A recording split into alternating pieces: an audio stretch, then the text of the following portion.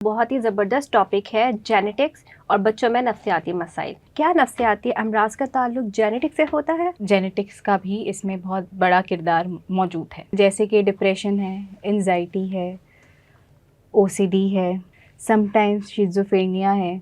इस तरह की बीमारियां जो हैं, जो हमारी साइकोलॉजिकल इश्यूज़ हैं, वो हमारे जेनेटिक्स को असरअंदाज करते हैं, बिल्कुल करते हैं। तो क्या सिर्फ अडल्ट की ही होती है या बच्चों में भी ये सारी चीज़ें पाई जाती हैं?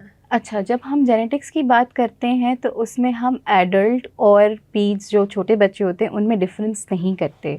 छोटे बच्चों में भी डिप्रेशन हो सकता है, छोटे बच्चों में भी एंजाइटी हो सकती है, शिज़ोफ्रेनिया का शिकार भी छोटे बच्चे हो सकते हैं।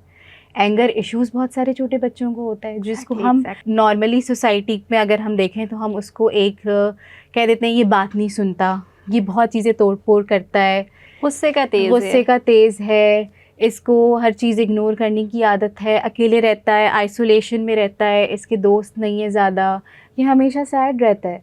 तो ऐसी सिचुएशंस जो हैं वो might be possible, not every time 100%, but might be possible कि ये बच्चे को एक ज़हनी अमराज का शिकार बना रही हैं और जो कि उसने अपने जीन्स में कैरी किए हैं। अगर इस तरह की इंडिकेशन कोई भी बच्चे की पर्सनालिटी में नज़र आए तो हमें कंसल्ट करना चाहिए डॉक्टर से। बिल्कुल, फॉर श्योर हमें कंसल्ट करना चाहिए।